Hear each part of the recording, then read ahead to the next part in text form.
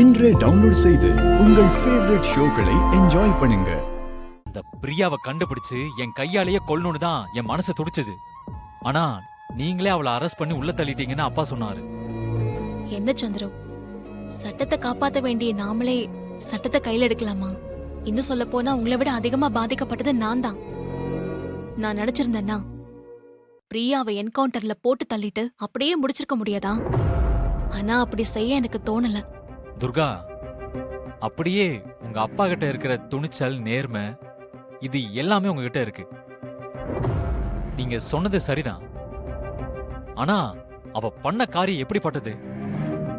மன்னிக்கிற மாதிரியான தப்பா அவ பண்ணிருக்கா? மன்னிக்க முடியாத தப்புதான் சந்திரு. ஆனா அவ கெட்டவே இல்ல. என்ன சொல்றீங்க துர்கா? சின்ன வயசுல இருந்து நான் அவ கூட பழகி இருக்கேன். அவ நல்ல பொண்ணுதான்.